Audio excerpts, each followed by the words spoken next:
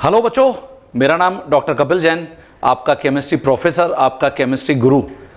अभी तक जो आपको परमाणु संरचना में मैंने लास्ट मेरी जो लेक्चर है उसमें बताया है, वो मैंने आपको बताया कि कैसे हाइड्रोजन स्पेक्ट्रम से रिलेटेड आपसे मुख्य कुछ बातें पूछी जा सकती हैं। उत्सर्जन स्पेक्ट्रम है और आपको रिट्ज फॉर्मूला भी मैंने बताया। आज इस लेक्चर में आप ये देखने जा रहे हैं कि रिट्ज फॉर्मूला का उपयोग क्या है और जो हाइड्रोजन स्पेक्ट्रम में उपस्थित स्पेक्ट्रम रेखाएं हैं, अगर उनकी संख्या निकालने के लिए आ जाए तो हम वो कैसे निकाल सकते हैं। तो शुरू करें बच्चों। चलिए, मैंने यहां पे लिखा हुआ है हाइड्रोजन स्पेक्ट्रम के ऊपर आधारित प्रश्न। हाइड्रोजन परमाणु के पाश्चन सीरीज की फर्स्ट लाइन, प्रथम रेखा, इसको हमने बोला है कि तरंग दैर्घ्य का मान क्या होगा। और देखिए, आपको रिडबर्ग जो स्थिरांक है, रिडबर्ग जो कांस्टेंट है, उसकी वैल्यू दे रखी है 109700 सेंटीमीटर इनवर्स। एग्जैक्ट वैल्यू मैंने आपको जो मेरा पिछला लेक्चर है उसमें बताई थी 109678 सेंटीमीटर इनवर्स। अब क्योंकि यहां 700 सेंटीमीटर इनवर्स दे रखी है, आप इसी का उपयोग करके मान निकालेंगे। तो देखिए, सॉल्व करते हैं। जो रिट्ज फॉर्मूला है ये हमने लिखा है 1/λ is equal to wave number is equal to r z square 1/n1 square minus 1/n2 square. ये देखिए, और यहां हाइड्रोजन परमाणु दे रखा है, तो हाइड्रोजन परमाणु इसके लिए तो z का मान 1 है और हाइड्रोजन परमाणु के पाश्चन सीरीज की प्रथम रेखा। तो क्या तुमको इसके लिए n1 और n2 का मान भी पता है क्या? हां, पाश्चन सीरीज लाइमन बार्मर पाश्चन, n1 का मान 3, n2 का मान 4। ये देखिए, ये संक्रमण हमको पता है।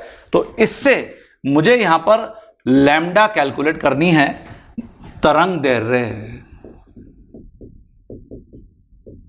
तो ये जितने भी मान हैं मैं यहां पे इस रिट्ज फॉर्मूला में सब्स्टिट्यूट कर दूंगा। तो देखिए, 1/λ is equal to r z तो हो जाएगा 1 का स्क्वायर और 1/n1 स्क्वायर, तो ये हो जाएगा 1/9 माइनस 1/n2 स्क्वायर, तो 1/16। ठीक है बच्चों, तो इसका मतलब 1/λ का मान r, और ब्रैकेट में जब आप इसको सॉल्व करोगे तो 16 माइनस 9 और डिवाइड बाय 16 इंटू 9, ऐसे सॉल्व करोगे और यहां से मैं लिख सकता हूं लैम्डा का मान। तो देखिए, ये तो हो जाएगा ऊपर 16 इंटू 9, ठीक है, और 16 माइनस 9 इसका मतलब कितना हो गया बच्चों? 7। तो ये 7r ऐसे नीचे आ जाएगा। ये देखिए, तो ये लैम्डा का मान आ गया और आप यहां पे r का मान प्रतिस्थापित कर दोगे तो r आपको दे रखा है 109700 सेंटीमीटर इनवर्स है, ऊपर जाएगा तो सेंटीमीटर हो जाएगा। ये देखिए, इसको आपको मीटर में परिवर्तित करना है तो आप इसको ऐसे करोगे, इंटू 10 की पावर -2 कर दोगे तो मीटर में परिवर्तित हो जाएगा। अच्छा, क्योंकि आंसर तुमको एंगस्ट्रॉम में दे रखा है तो हमको किसी भी तरीके से ये आंसर, इसको पूरा वैल्यू को सॉल्व करोगे और फिर 10 की पावर -10 मीटर में लाना पड़ेगा। तो तुम देखोगे ये आएगा 18750 इंटू 10 की पावर -10 मीटर। तो हम क्या इसको लिख सकते हैं क्या 18750 एंगस्ट्रॉम? हां, ये देखिए, तो ये तरंग दैर्घ्य का मान आ गया। यही आपसे पूछा गया था, पाश्चन सीरीज की फर्स्ट लाइन की तरंग दैर्घ्य हाइड्रोजन परमाणु के अंदर। तो इसलिए कौन सा आंसर सही होगा? ए आंसर सही होगा। ठीक है बच्चों, क्लियर है सभी बच्चों को? चलिए अगली प्रॉब्लम को देखते हैं। हाँ बच्चों, देखिए अगली प्रॉब्लम के ऊपर आ गए हैं। मुझे लगता है कि अब ये प्रॉब्लम तो आप खुद अटेम्प्ट कर पाओगे। परमाणुवीय हाइड्रोजन में बार्मर सीरीज के न्यूनतम तरंग दैर्घ्य का मान बताइए। और इसके लिए फिर आपको ऑप्शंस यहां पर दे रखे हैं। तो परमाणुवीय हाइड्रोजन, इसका मतलब मुझे हाइड्रोजन यहां पर दे रखा है जिसका जेड मुझे पता है, और बार्मर सीरीज का न्यूनतम तरंग दैर्घ्य है। तो बार्मर सीरीज का न्यूनतम तरंग दैर्ध्य, क्या मतलब हुआ इसका? न्यूनतम तरंग दैर्ध्य, इसका मतलब अधिकतम ऊर्जा, अर्थात अधिकतम ऊर्जा, ये देखिए। और अगर अधिकतम ऊर्जा है, न्यूनतम तरंग दैर्ध्य है, तो ये तो लास्ट लाइन है बच्चों, जिसके लिए हम जानते हैं कि N1 बार्मर सीरीज के लिए 2 होता है और N2 क्या होगा? इन्फिनिटी। ये देखिए, तो अब तो मुझे लगता है प्रॉब्लम बना सकते हैं। तो वीडियो को पॉज करके सबसे पहले आंसर बना लीजिए। हाँ बच्चों, तो चेक करते हैं आपने आंसर क्या बनाया। तो देखिए, अब मैं रिट्ज फॉर्मूला लगाऊंगा। तो जो रिट्ज फॉर्मूला है 1/λ is equal to R Z square. Obviously hydrogen है तो जेड एच का स्क्वायर लिख सकते हो, 1/n1 square minus 1/n2 square. ठीक है, तो यहां से 1/λ is equal to R, Z तो 1 है और 1/n1 तो ये 4 हो गया, माइनस 1/∞। ये देखिए, तो 1/∞ का तो कोई मतलब ही नहीं है। इसका मतलब 1/λ का मान r डिवाइड बाय 4 आ गया, या लैम्डा का मान 4 डिवाइडेड बाय r आ गया। r रिडबर्ग स्थिरांक है, तो यहां पे 4 डिवाइड बाय 109678 सेंटीमीटर इनवर्स। इसको आप सेंटीमीटर को ऊपर लिखोगे तो 4 डिवाइड बाय 109678 सेंटीमीटर हो जाएगा। इसको आप मीटर में परिवर्तित कर लो, तो ये 10 की पावर -2 से मल्टीप्लाई कर दो। ये हम जानते ही हैं, 1 मीटर में 100 सेंटीमीटर होते हैं। ये देखिए, यही होता है, नहीं होता है? तो इसका मतलब ये आपको मीटर में रिजल्ट मिलेगा। और देखिए, फिर एंगस्ट्रॉम में आंसर दे रखे हैं, तो आपको किसी भी तरीके से इसको 10 की पावर -10 मीटर में कन्वर्ट करना पड़ेगा। तो जो रिजल्ट आपको मिलेगा वो ये मिलेगा। देखिए, 3647 इंटू 10 की पावर -10 मीटर। ये क्या आ गई? आपको कैलकुलेट करने के लिए बोला गया था न्यूनतम तरंग दैर्ध्य।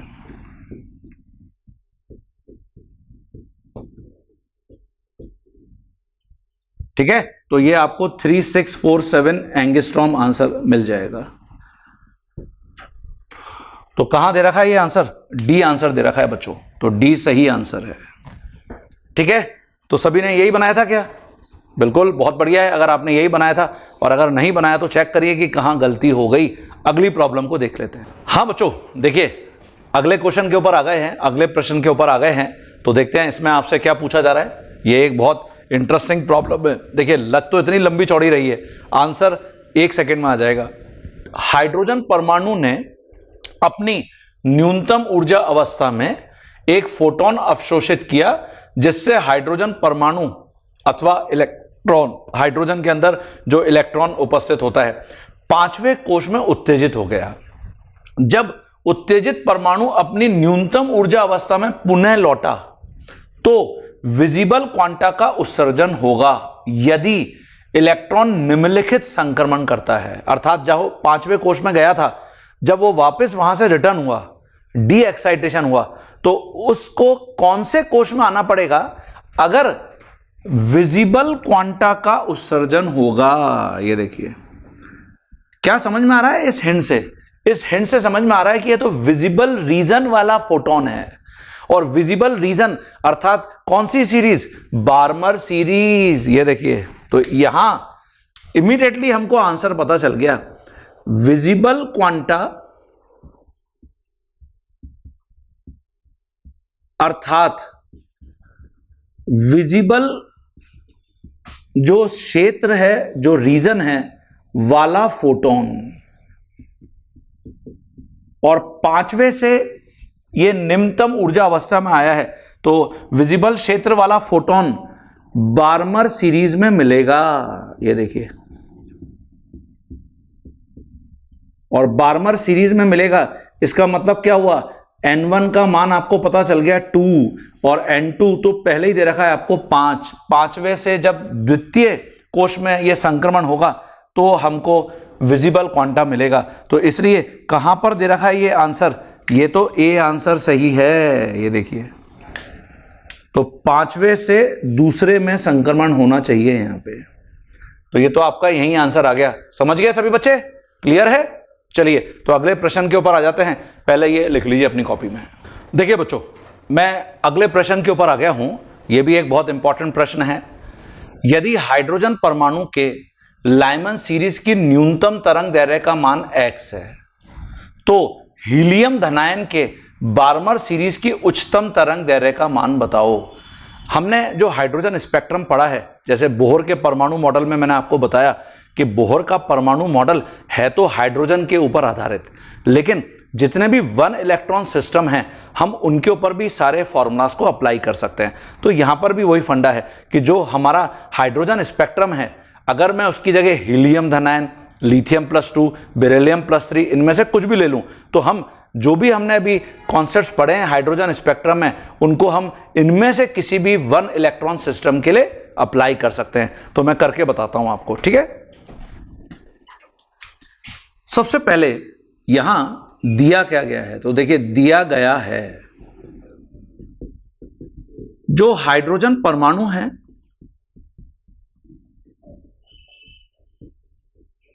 इसका Z हमको पता है, और हाइड्रोजन परमाणु के लाइमन सीरीज, ये देखिए लाइमन सीरीज की न्यूनतम तरंग दैर्ध्य है,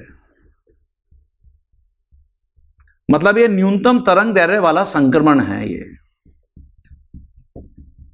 तो क्या तुमको N1 और N2 पता है क्या बच्चों? हां, लाइमन सीरीज अर्थात N1 तो 1 है, और न्यूनतम तरंग दैर्ध्य मतलब उच्चतम ऊर्जा अर्थात N2 का मान इंफिनिटी है।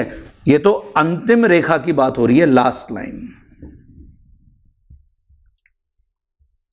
और क्या हमको लैम्डा का मान दे रखा है क्या? इस न्यूनतम तरंग दैर्ध्य का मान यहां गिवन है, देखिए लैम्डा जो न्यूनतम तरंग दैर्ध्य है उसका मान x दे रखा है।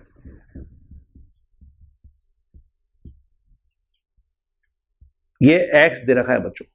तो अब मैं जो रिट्ज फॉर्मूला है उसको अप्लाई करता हूं।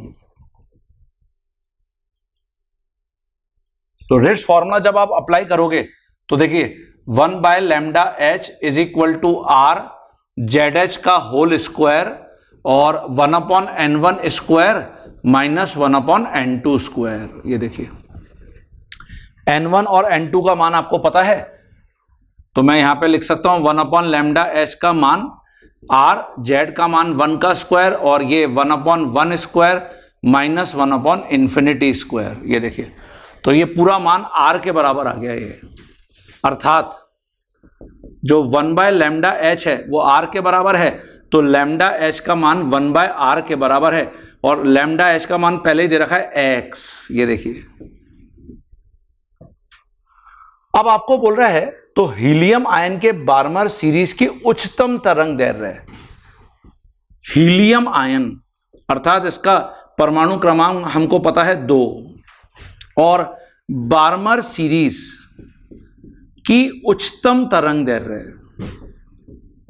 क्या N1 और N2 का मान पता है क्या? हां, तो उच्चतम तरंग दैर्ध्य इसका मतलब N1 तो हमेशा 2 होता है बार्मर सीरीज में, उच्चतम तरंग दैर्ध्य मतलब न्यूनतम ऊर्जा, अर्थात ये तो प्रथम रेखा है। तो देखिए N1 2 तो N2 3 है, तो इसके लिए मुझे तरंग दैर्ध्य निकालनी है। ये देखिए लैम्डा हीलियम आयन।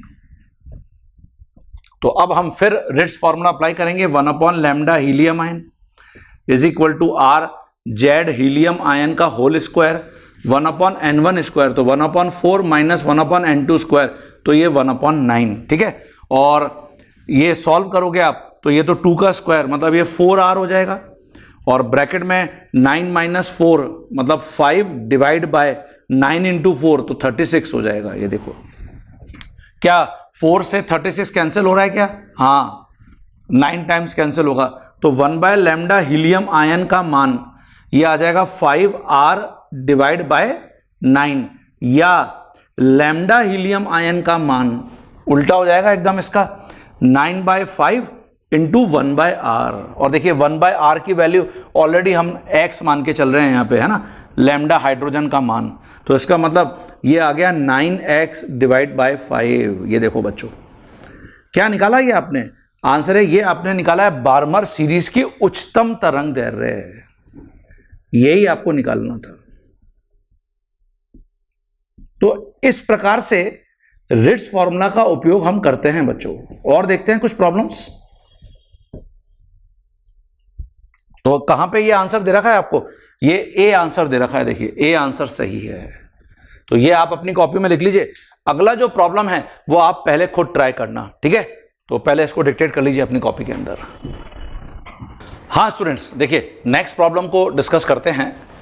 यहां पे पूछ रहा है हीलियम धनायन में वो कौन सा संक्रमण है जिसकी तरंग संख्या हाइड्रोजन परमाणु के बार्मर सीरीज की प्रथम रेखा के लिए तरंग संख्या के बराबर होगी।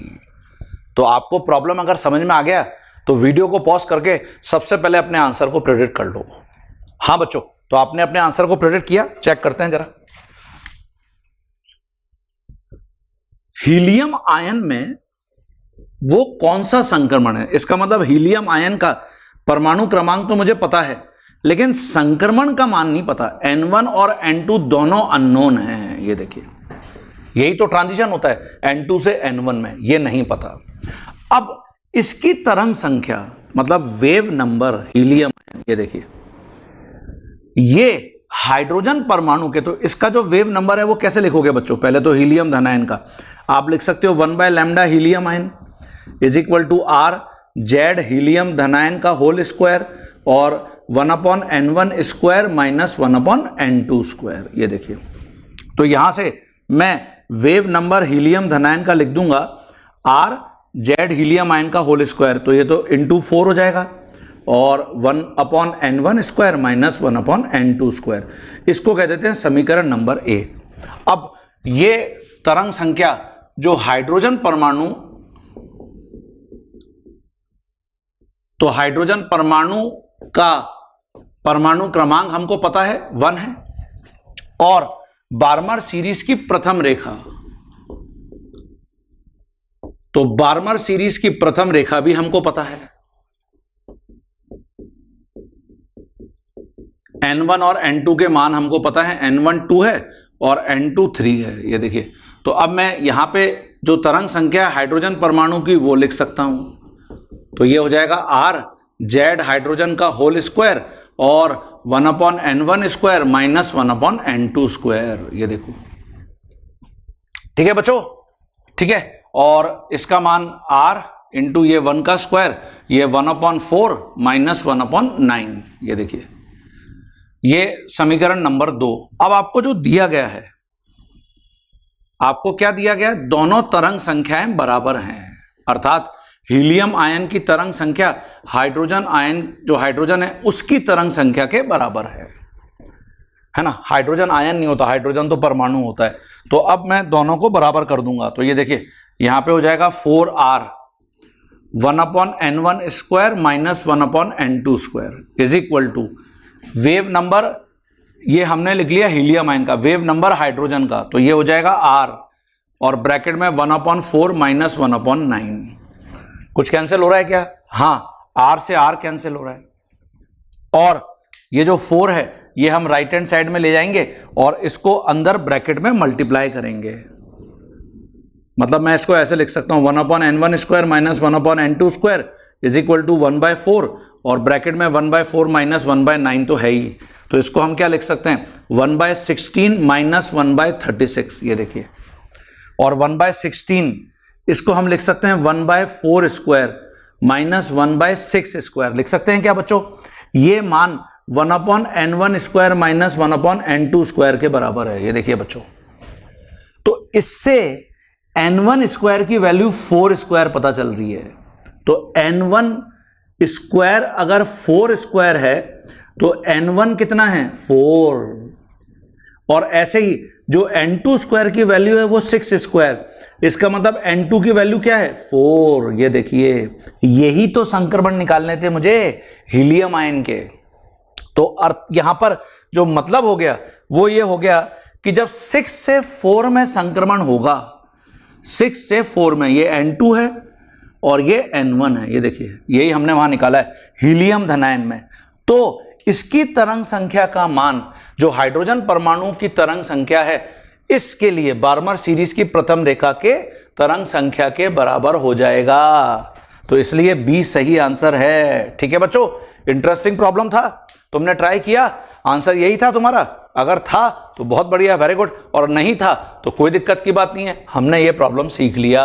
चलिए अगली प्रॉब्लम के ऊपर आ जाते हैं। देखिए स्टूडेंट्स, जो अगला प्रॉब्लम है, अगला जो प्रश्न है वो भी एक बहुत इंटरेस्टिंग प्रॉब्लम है, और इससे एक हम देखिए डेरिवेशन भी कर लेते हैं, जो कॉन्सेप्ट आगे आपको बहुत हेल्प करेगा। ठीक है, हाइड्रोजन परमाणु के लिए उच्च ऊर्जा वाले संक्रमण की तरंग दैर्घ्य 91.2 नैनोमीटर है, तब हीलियम धनायन के लिए समान संक्रमण वाले संक्रमण की तरंग दैर्घ्य का मान क्या होगा?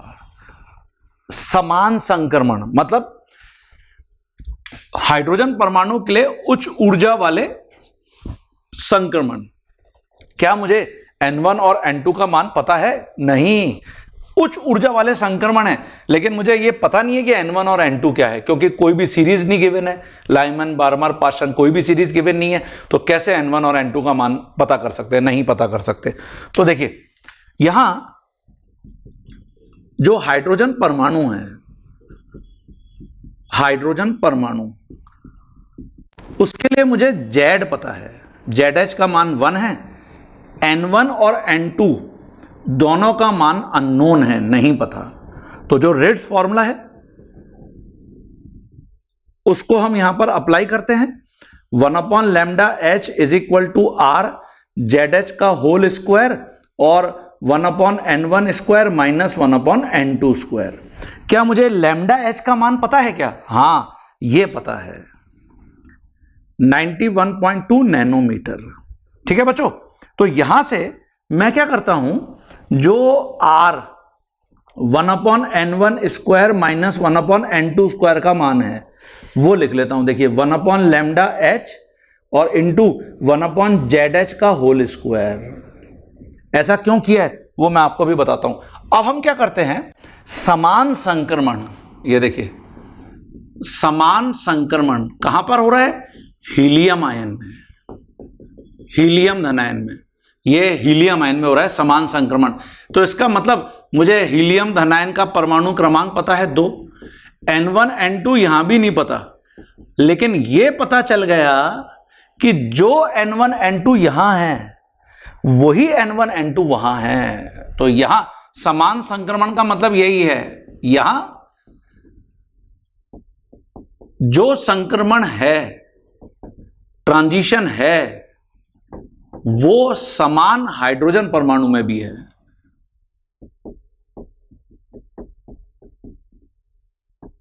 परमाणु में भी समान है, ये देखिए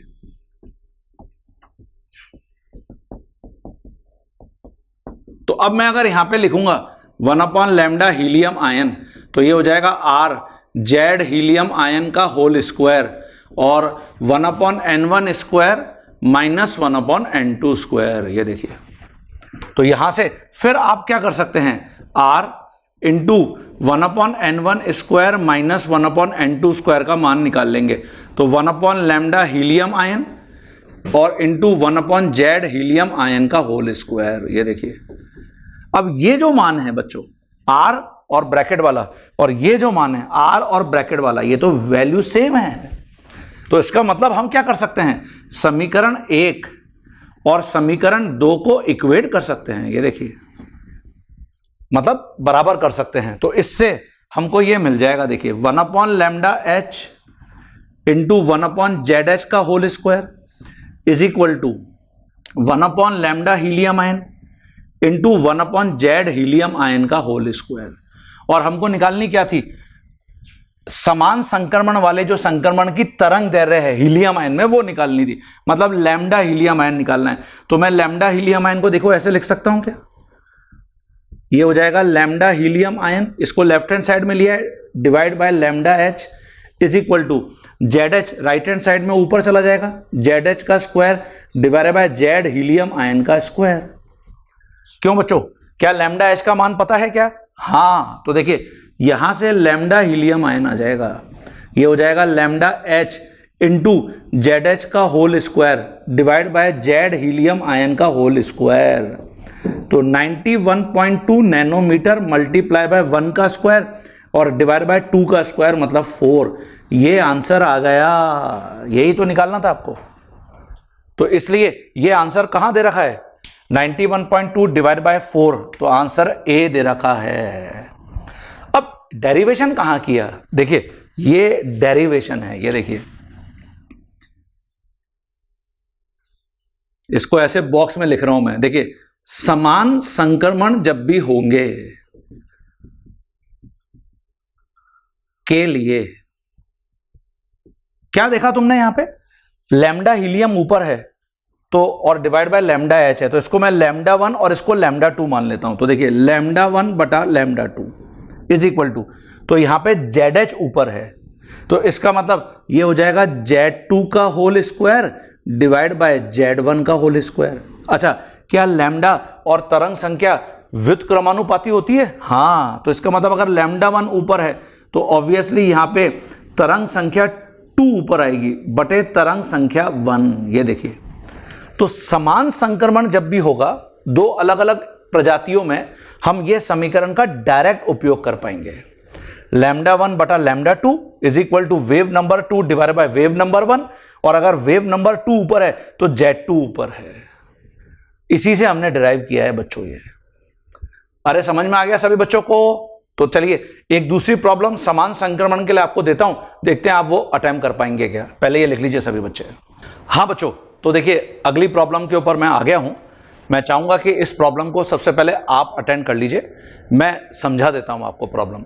यदि हीलियम धनायन के बार्मर सीरीज की प्रथम रेखा की तरंग संख्या का मान 15,600 सेंटीमीटर इनवर्स है, तरंग संख्या वेव नंबर, तो लिथियम +2 आयन के बार्मर सीरीज की प्रथम रेखा की तरंग संख्या का मान बताओ। ऑप्शंस भी आपको दे रखे हैं बच्चों, तो वीडियो को पॉज करके सबसे पहले आप अपने आंसर को प्रेडिक्ट कर लीजिए। हाँ बच्चों, देखें जरा क्या किया आपने। हीलियम धनायन, इसका मतलब जेड हीलियम धनायन हमको पता है 2 है, और बार्मर सीरीज की प्रथम रेखा, तो बार्मर सीरीज की प्रथम रेखा अर्थात N1 और N2 का मान भी पता है, तो N1 का मान 2 है और N2 का मान 3 है, जिसके लिए मुझे तरंग संख्या दे रखी है। तो वेव नंबर दे रखा है 15,600 सेंटीमीटर इनवर्स। अब मुझे क्या बोल रहा है, समान संक्रमण कहां पे हो रहा है, लिथियम +2 में, लिथियम +2 में। तो लिथियम +2 के लिए जो Z है वो हमको पता है 3 होता है, और समान संक्रमण है तो इसका मतलब बार्मर सीरीज की प्रथम रेखा ही है। तो अभी आपको मैंने बताया था, देखिए क्या समान संक्रमण के लिए क्या बताया था बच्चों, ये फॉर्मूला बताया था। देखिए लैम्डा 1 बटा lambda 2 is equal to wave number 2 divide by wave number 1 is equal to Z2 का whole square divide bye Z1 का होल स्क्वायर। माने अगर लैम्डा 1 ऊपर है तो वेव नंबर 2 ऊपर होगा, तो Z2 ऊपर होगा। इसका क्या मतलब, अब लैम्डा 1 लैम्डा 2 से तो मुझे कोई मतलब है नहीं, क्योंकि मुझे तो एक की तरंग संख्या दे रखी है, दूसरे की निकालनी है। किसकी निकालनी है, मुझे यहां पे लिथियम +2 की निकालनी है।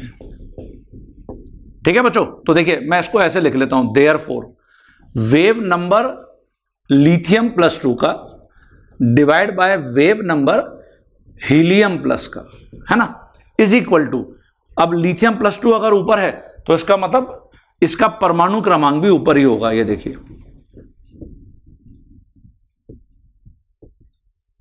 ये देखिए बच्चों, तो यहां से क्या मैं वेव नंबर लिथियम +2 लिख सकता हूं क्या? हां, wave number helium plus into Z lithium +2 का होल स्क्वायर और बटे जेड हीलियम आयन का होल स्क्वायर। ये देखिए, तो wave number helium ion 15,600 centimetre inverse into Z lithium +2 का होल स्क्वायर, तो इसका मतलब 3 का स्क्वायर 9 बटे 2 का स्क्वायर 4। ये आंसर आ गया।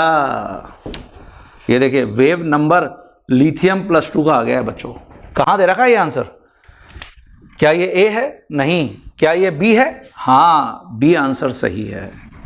तो हमने ये सीख लिया समान संक्रमण के लिए हम हमेशा इस फॉर्मूला का उपयोग कर सकते हैं। तो देखिए अब मुझे पूरा इससे पहले लंबी चौड़ी कहानी लिखने की जरूरत नहीं पड़ी, डायरेक्ट हमने ये रिजल्ट लिखा और इससे आंसर निकाल लिया। समझ में आ गया सभी बच्चों को?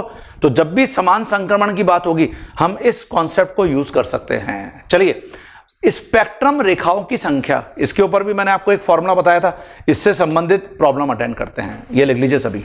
देखिए बच्चों, नेक्स्ट प्रॉब्लम के ऊपर मैं आ गया हूं। हाइड्रोजन स्पेक्ट्रम में यदि हाइड्रोजन परमाणु का इलेक्ट्रॉन n=4 से n=1 कोश में जंप करता है, जंपिंग मतलब ट्रांजिशन या संक्रमण करता है, तो संक्रमण के दौरान कितनी स्पेक्ट्रम रेखाएं प्राप्त होंगी? स्पेक्ट्रम रेखाओं की संख्या देखिए, इलेक्ट्रॉन के संक्रमण के दौरान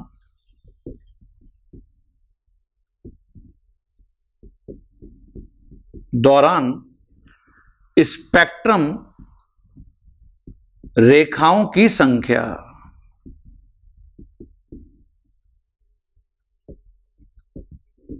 तो इसके लिए आपको मैंने जो मेरा लास्ट लेक्चर था उसमें ये फॉर्मूला बताया था, n2 - n1 + 1 डिवाइड बाय 2। क्यों बताया था क्या बच्चों? हां, तो यहां जो उच्च ऊर्जा कोश है वो आपको n2 का मान दे रखा है 4, और जो निम्न ऊर्जा कोश है वो आपको n1 का मान दे रखा है 1। ये देखिए, तो इसका मतलब मैं यहां पर स्पेक्ट्रम रेखाओं की संख्या कैलकुलेट कर सकता हूं। स्पेक्ट्रम रेखाओं की संख्या,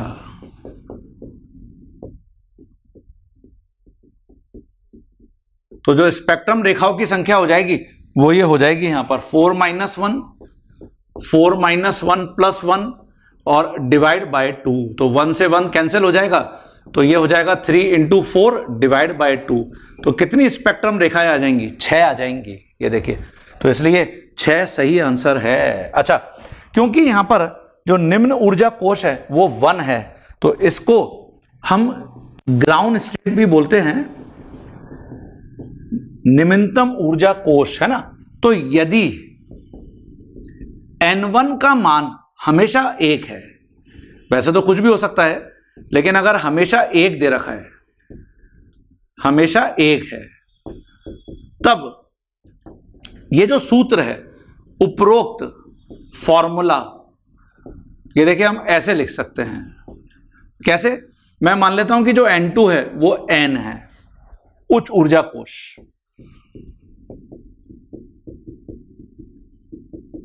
ठीक है, और जो n1 है वो आपने 1 माना, तो देयरफॉर जो स्पेक्ट्रम रेखाओं की संख्या है,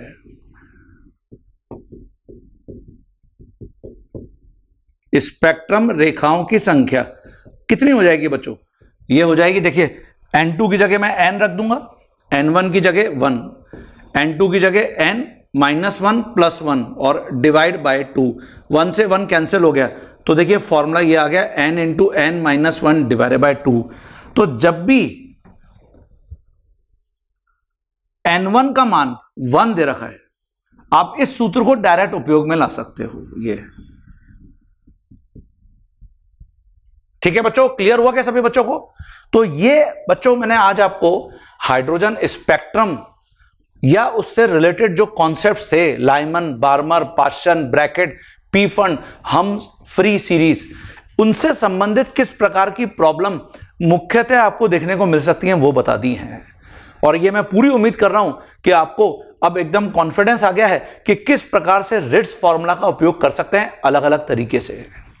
ठीक है, तो इससे संबंधित आगे अगर कोई भी प्रॉब्लम आपको मिलती है तो अब आप कॉन्फिडेंटली बना पाएंगे। तो अगला जो लेक्चर अब आप मेरा देखने जा रहे हैं उसमें डी ब्रोगली का जो तरंग दैर्ध्य है, हाइजेनबर्ग का अनिश्चितता सिद्धांत, ये मैं बताऊंगा और इनसे संबंधित प्रॉब्लम मैं आपको बताता हुआ दिखूंगा। तो ये सारे पॉइंट्स आप अपनी कॉपी में डिक्टेट करते जा रहे हैं, सारे प्रॉब्लम्स आप अपनी कॉपी में डिक्टेट करते जा रहे हैं। अच्छा, जब ये चैप्टर खत्म होगा तो आगे आप देखेंगे कि और बहुत सारी प्रॉब्लम हमारे जो टीचर्स हैं वो आपको सॉल्व करते हुए दिखेंगे हाइड्रोजन परमाणु से संबंधित। आपको सारे डायलॉग्स एकदम क्लियर होंगे, तो वो प्रॉब्लम आपकी चॉइस होगी। आप हर प्रॉब्लम को पहले खुद बनाएंगे और हमारे जो टीचर्स ने उनके स्टैंडर्ड सॉल्यूशंस रिकॉर्ड कर रखे हैं, वो सॉल्यूशंस आप फिर देखकर अपने आंसर को वेरीफाई करेंगे। ठीक है बच्चों, तो मुझे लग रहा है कि इस कोर्स में आपने जो ज्वाइन किया है, आपको पढ़ के फिजिक्स, केमिस्ट्री और बायोलॉजी में बहुत मजा आ रहा होगा। सही बोल रहा हूं मैं? तो चलिए अगली क्लास में मिलते हैं इसी चैप्टर के अंदर परमाणु संरचना में डी ब्रोगली तरंग दैर्ध्य और हाइजेनबर्ग अनिश्चितता सिद्धांत के साथ। तो मेरे साथ केमिस्ट्री को एंजॉय करते रहिए और मेहनत करते रहिए। Thank you, bye bye, take care.